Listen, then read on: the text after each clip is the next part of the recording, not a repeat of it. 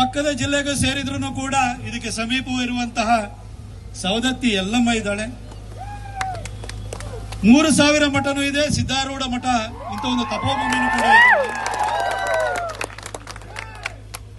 ಶೌರ್ಯಕ್ಕೆ ಕ್ಷಾತ್ರಕ್ಕೆ ಪ್ರೇರಕ ಶಕ್ತಿಗಳಾಗಿರುವಂತಹ ಕಿತ್ತೂರು ರಾಣಿ ಚೆನ್ನಮ್ಮನೂ ಇಲ್ಲ ಇದ್ದಾಳೆ, ಸಂಗೊಳ್ಳಿ ರಾಯಣ್ಣನೂ ಇದ್ದಾನೆ.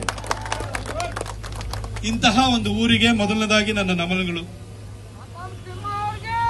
ಹಾಗೆ ಇಂತಹ ಒಂದು ಸ್ಥಳದಲ್ಲಿ ಬಂದು ಮಾತಾಡಲಿಕ್ಕೆ ನನಗೆ ಅವಕಾಶವನ್ನು ಮಾಡಿಕೊಟ್ಟಿದ್ದೀರಿ. ಯಾಕೆಂತಂದ್ರೆ ನಾವೆಲ್ಲ ಚಿಕ್ಕವರಿದ್ದು ಆಗ ಈ ಹುಬ್ಬಳ್ಳಿನಲ್ಲಿ ಈ ಹೋರಾಟ, ಈ ಮೈದಾನದ ವಿಚಾರದಲ್ಲಿ, ಬಾವುಟವನ್ನು ಹಾರಿಸುವ ವಿಚಾರದಲ್ಲಿ ಹೋರಾಟ ನಮ್ಮೆಲ್ಲರಿಗೂ ಕೂಡ ಚಿಕ್ಕವರಿಗೆ ಒಂದು ರೀತಿಯಲ್ಲಿ ರೋಮಾಂಚನವನ್ನು ಉಂಟು ಮಾಡಿದಂತಹ ಊರಿದು.